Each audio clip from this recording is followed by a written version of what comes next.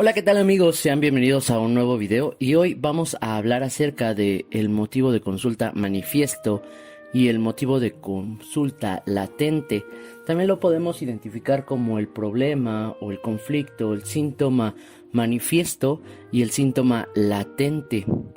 El motivo de consulta manifiesto obedece a la interpretación que el paciente hace de su malestar, que está mediatizada por la información médica o psicológica que dispone, su capacidad para entenderla adecuadamente, el haber sufrido experiencias previas iguales o semejantes, el imaginario sociocultural en el que vive, etc.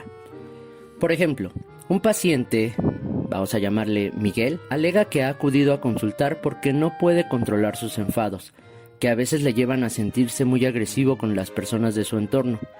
Fue su esposa quien le recomendó visitar a raíz de una discusión conyugal, pero él también cree darse cuenta de la magnitud de su problema. Explica que ya, en una ocasión, estuvieron a punto de despedirle del empleo a raíz de una pelea con un compañero. Miguel entiende que sufre un problema de control de impulsos y que necesita ayuda profesional. Pero podemos preguntarnos si realmente ha venido a consulta por este motivo, si efectivamente su facilidad para enojarse es lo que más le preocupa de sí mismo. Interrogado, Miguel sigue explicando que durante muchos años sus allegados ya le han advertido de su carácter irritable, pero que es sobre todo ahora su mujer la que más ha insistido sobre ello. Miguel reconoce que su vida social y familiar puede complicarse y ve la necesidad de ponerle solución.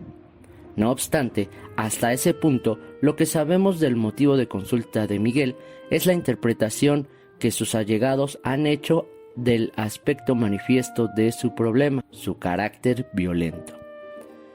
Pero desconocemos si verdaderamente él está de acuerdo con tal interpretación. Que la haya adoptado como propia no quiere decir necesariamente que crea en ella. Entre lo que Miguel escucha que los demás opinan de él y lo que realmente siente que le pasa, puede existir una nube de confusión.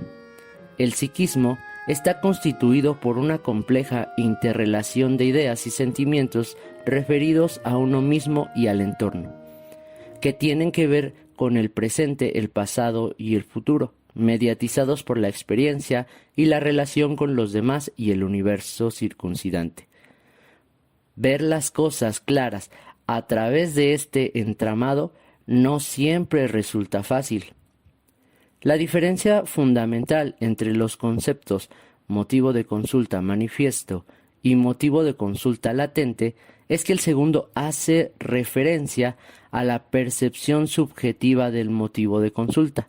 El paciente del ejemplo anterior, Miguel, al seguir interrogándolo, pudo reconocer que sus enfados tenían que ver con la dificultad a soportar la más mínima crítica, el más mínimo cuestionamiento que pudieran hacerle de determinados aspectos de su carácter.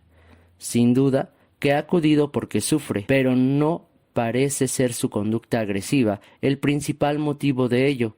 Aunque reconozca la gravedad de sus consecuencias, al intentar aclarar el motivo de consulta, el psicólogo averigua el sufrimiento de Miguel, que gira en torno a no poder soportar dudar acerca de según aspectos de sí mismo. La conducta agresiva solo es un aspecto manifiesto. La dificultad para tolerar, pensar que ha hecho o hace algo mal, es lo que le desencadena su ira.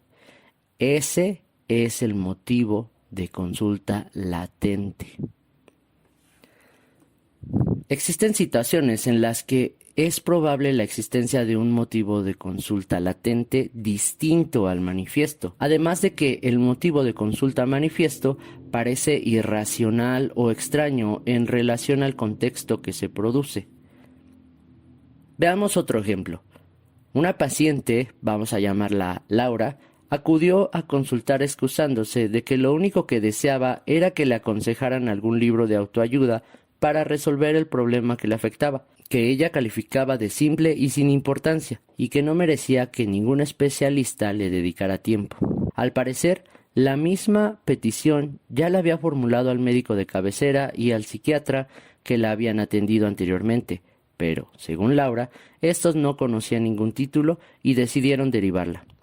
El problema al que se refería consistía en una serie de desacuerdos sin importancia en algunos aspectos de la relación con su esposo, a pesar de aceptar que esos desacuerdos podían ser consecuencia del carácter autoritario de ella.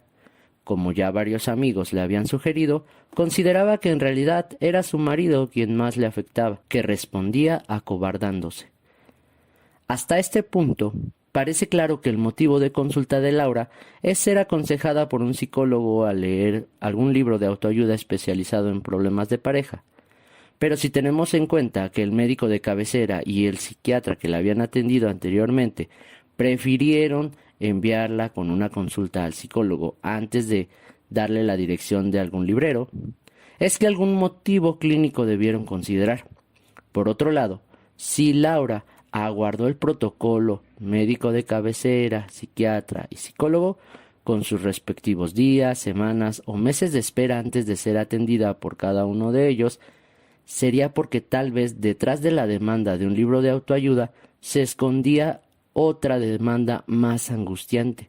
Efectivamente, al interrogarla detenidamente por su problema, reveló que sus desacuerdos sin importancia, que a veces existían entre ella y su esposo, eran consecuencia, por un ejemplo, de una inversión de 24,000 euros que su marido había hecho en un negocio que ella no había autorizado, por considerar que era poco seguro y porque además aún tenían que pagar otra importante deuda que hacía años habían contraído.